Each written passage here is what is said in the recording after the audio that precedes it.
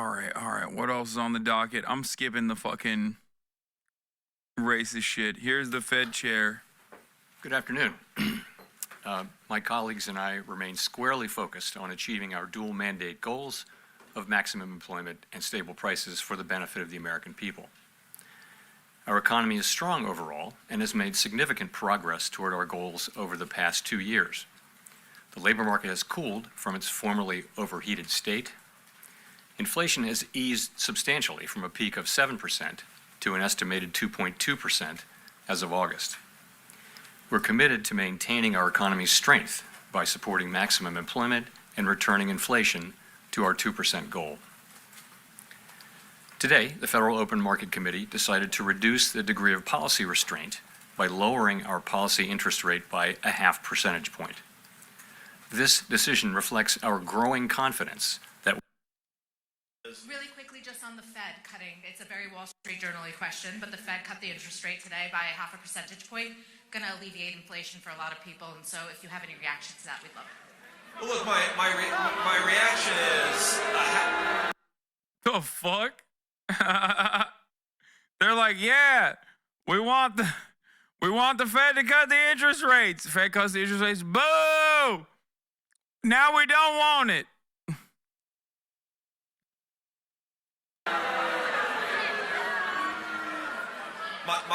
My reaction is a half a point is nothing compared to what American families have been dealing with for the last 3 years.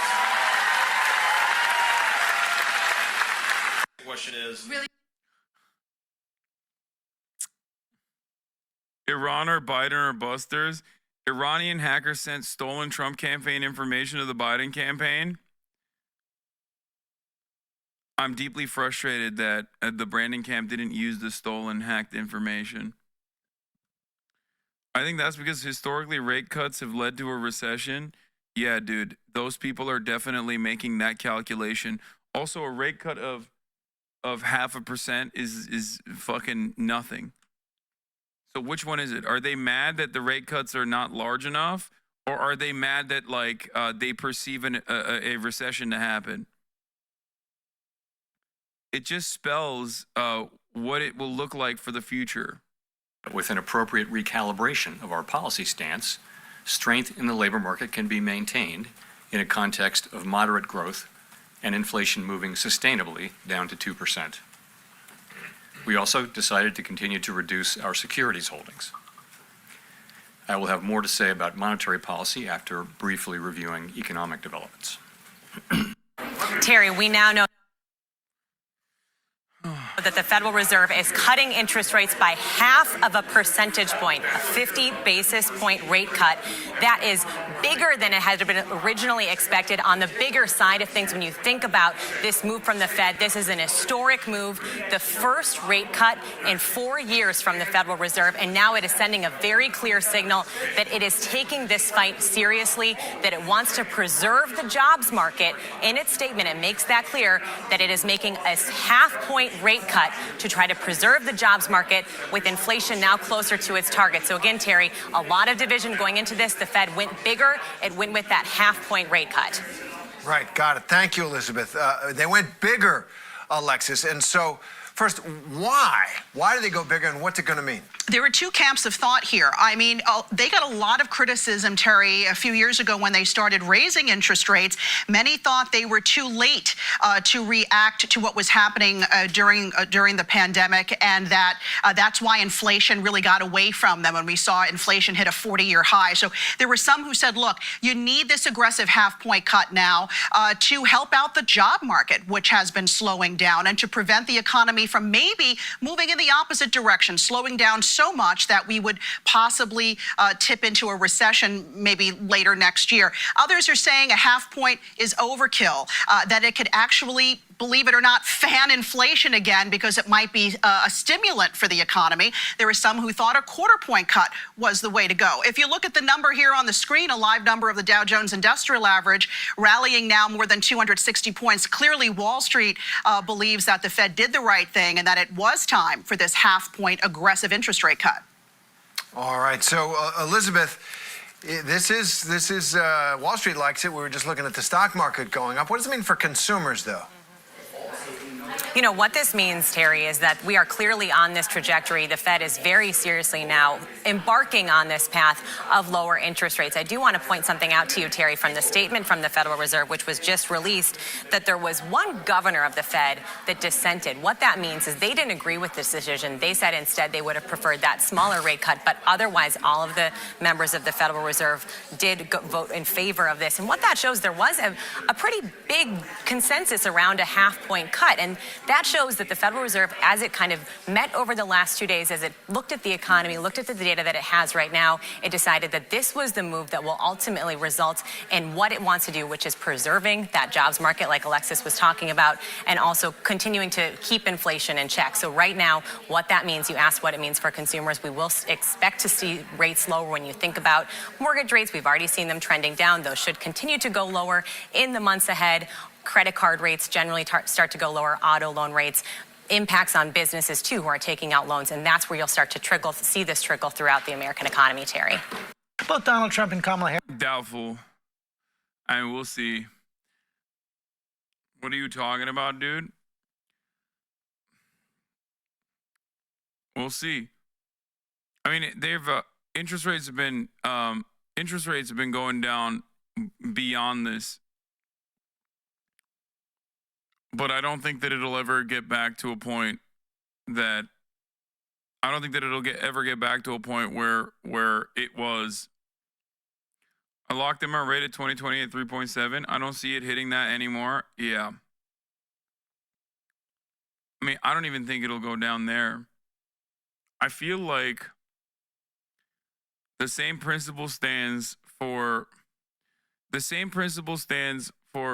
inflation everywhere else, which is that when people get comfortable at a certain at a certain interest rate, as in people still go out and refinance, I don't think that banks will go along with it, but who knows? Boeing is putting tens of thousands of employees on furlough. I know, we're going to talk about Boeing. Did you see this crazy inflation TikTok? I just looked through my Walmart history, and I found this Walmart order from 2 years ago for the whole month worth of groceries. 45 items cost $126. A whole month of groceries just for me, basically. But I did notice this reorder all button, and I wanted to see how much it would cost now. Now, this order of 45 items for 1 month would have cost $414. That is... I've been telling people, do not believe the government when they say inflation's only 8 or 10%. Food's gone up double, triple. That's over 100%. Whoever's doing the inflation numbers, liars. What do you mean? It's not just groceries, man. What the fuck's he talking about? There's also a shit ton of junk fees that a lot of online delivery services have added over the course of the past couple of years. One thing I will tell you, for example, if you ever order Uber Eats, okay, and you happen to actually go to the restaurant that you normally order Uber Eats from, look at the prices inside the restaurant versus look at the prices for the same items on Uber Eats. The prices on Uber Eats are much higher. If you go to the restaurant directly, it's cheaper. I'm talking about the same exact thing. This is before the delivery fees. This is before all the other additional fees tacked onto it. A lot of people don't even know that. And the same goes for Amazon as well. Bro, Uber Eats is a luxury. Ain't no everyday man using that. The example that we're looking at is literally Amazon delivery, dog. What the fuck are you talking about? That's the reason why I'm using the Uber Eats example. Even if you pick up through Uber Eats, it's still more expensive. Yes. They do. Or it was Walmart, sorry, not Amazon. But still, that's online delivery. Online grocery delivery. So there's probably a bunch of additional junk fees associated with that purchase now, beyond the fact that Amazon has also tacked up the prices. Labor economist, she's chill on today's rate cuts. Points. What does this mean? Is it good? Here's my quick reaction.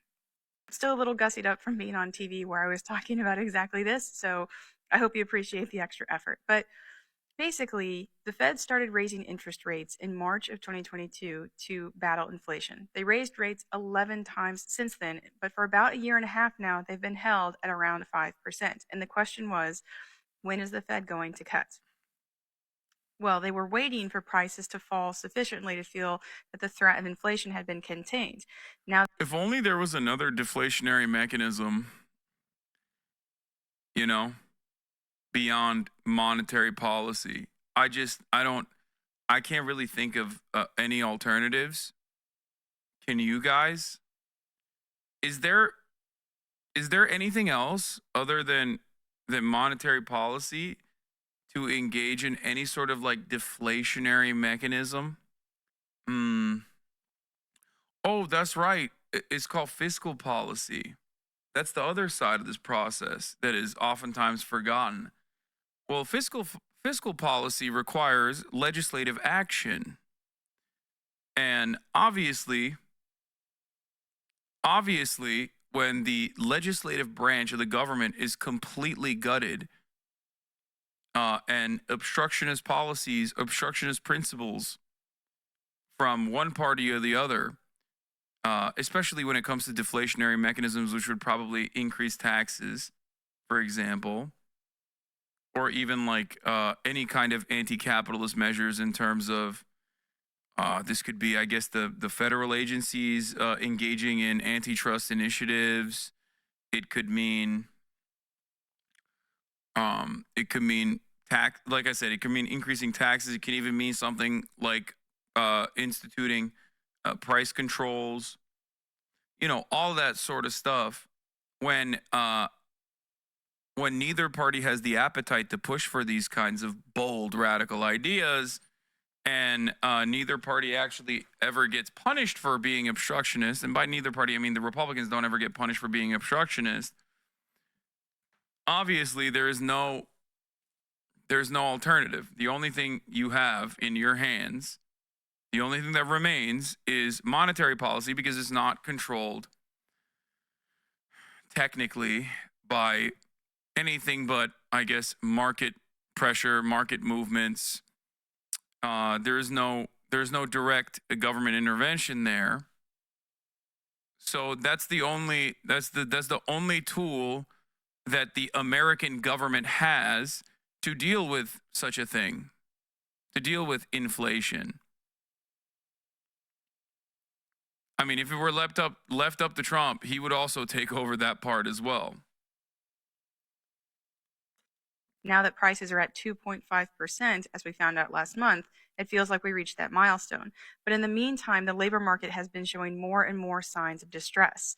The unemployment rate has been rising for about a year, and ever since the Fed started raising interest rates way back in March of 22, hiring has fallen. And pretty much every month since then, the number of people... Fiscal policies sound a bit neoliberal. What? No, it's just the...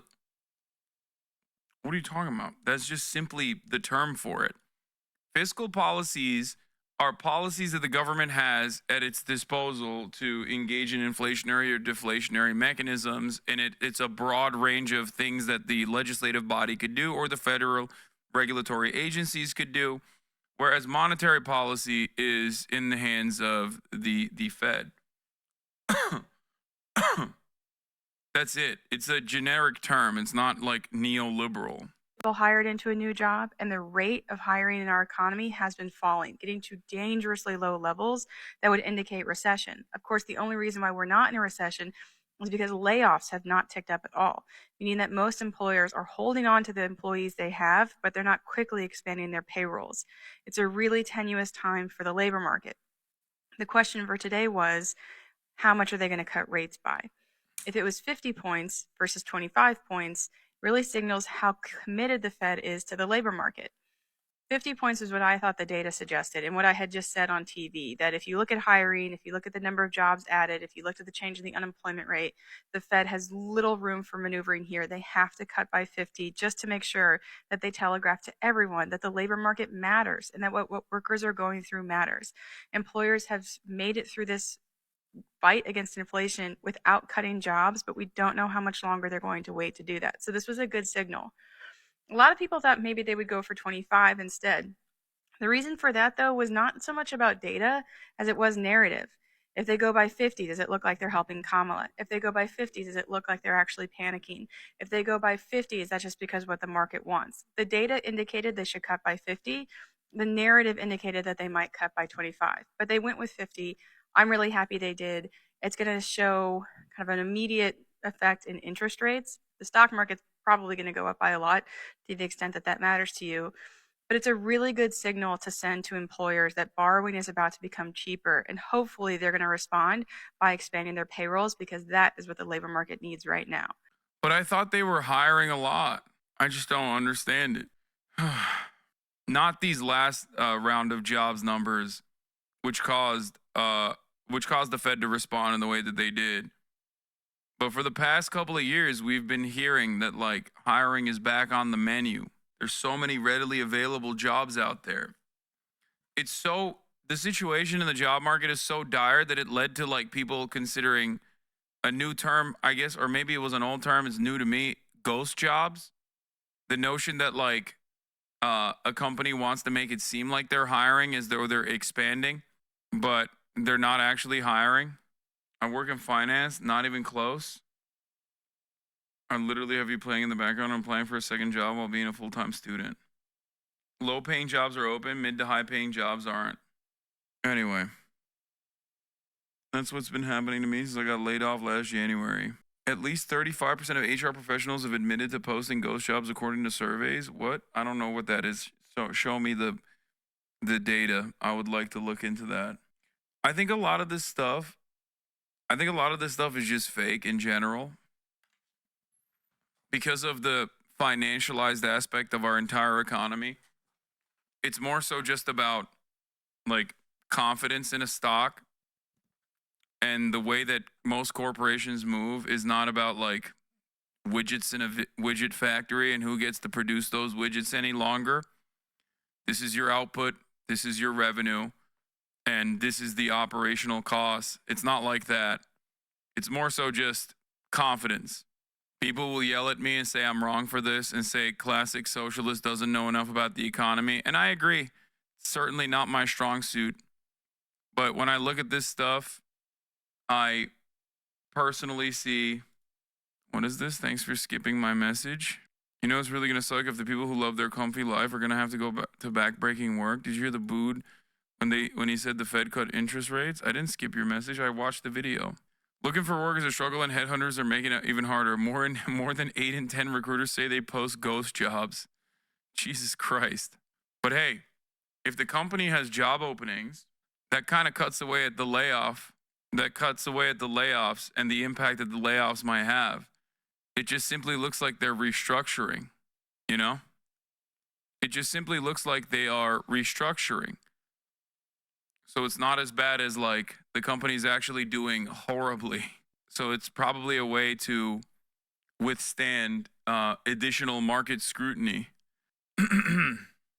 And no, they fire the high salaried employees and hire at lower salaries. They don't even do that.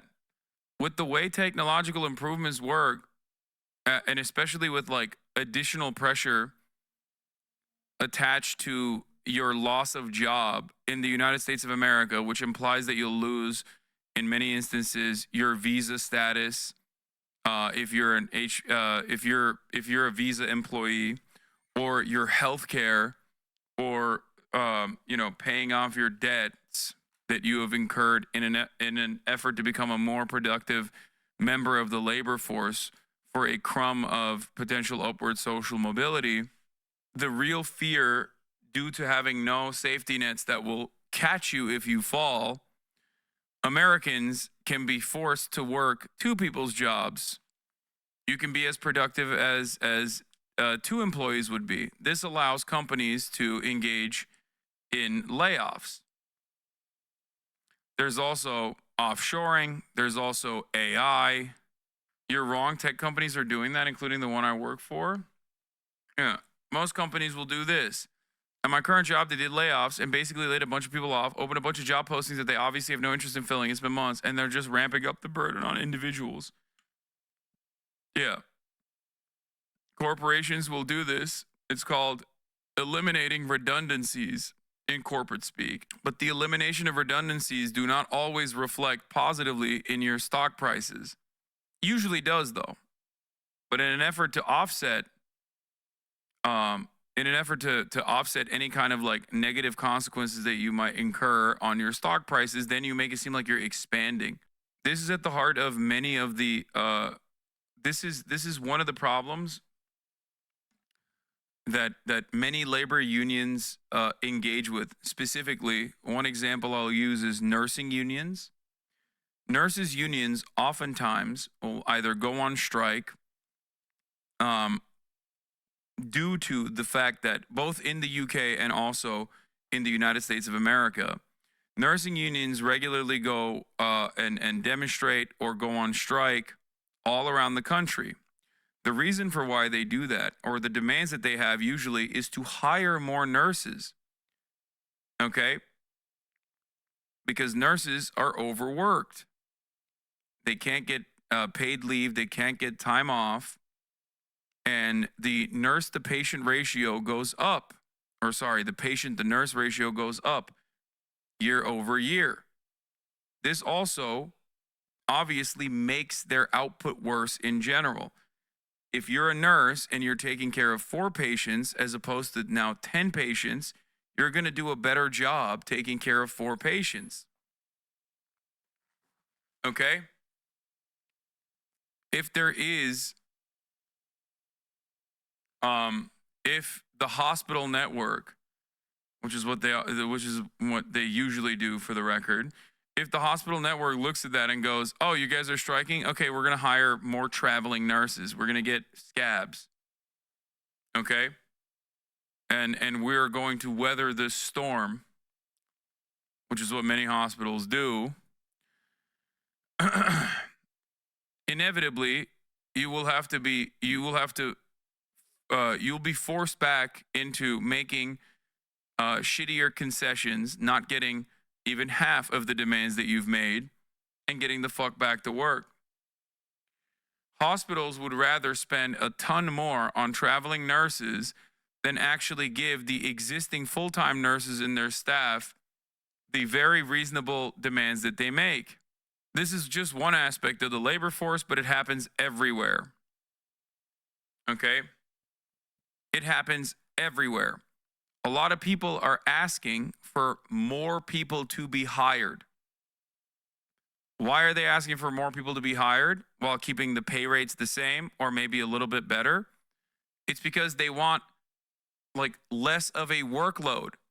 This is one of the unnoticed aspects, which is why a lot of leftists will look at productivity and then compare it to wage stagnation. Because in comparison to productivity skyrocketing over the course of the last 30, 40 years, wages have remained completely stagnant. And in the process, when productivity goes up, but wages remain stagnant, profits go up. And when profits go up, there's more cash on hand for companies to engage in what used to be illegal, but is now totally legal and valid. What used to be considered market manipulation, but is now totally invalid, stock buybacks. And if they're not going to do stock buybacks, oftentimes they'll invest in R&D. But that R&D under normal conditions is supposed to make it easier. It's supposed to lighten the burden of the existing labor force. But all of that money that goes into R&D, that goes into automation, will actually be used to reduce the size of the labor force. Because if you have better technological improvements in your productive output, you can simply make 3 guys do the work that previously 10 guys used to do. This is how it works. We're watching the big boy speak. Who's the big boy? What's the point of these fake job offers then? Fake job offers simply make it seem as though the company is not in a dire circumstance. Makes it seem like the company is still growing. Makes it seem like there's still, the company's still generating better revenue than projected, and that they need more people to come in. They need more people to come in about no tax on overtime and work. It's a way to improve their standing in the market. It's a form of market manipulation. Basically, everything is a form of market manipulation. That way you can also tell your existing workforce, see, we're trying to fill these roles. We're desperately trying to fill these roles. I know that you're doing the work of many employees right now, and we're inevitably going to fill these roles so that you can have more time to watch Hasanabi at the top of the hour and have more money in your pockets to spend $6 a month to avoid seeing the top of the hour ad break when you're watching the Hasanabi broadcast. That's what people are thinking about.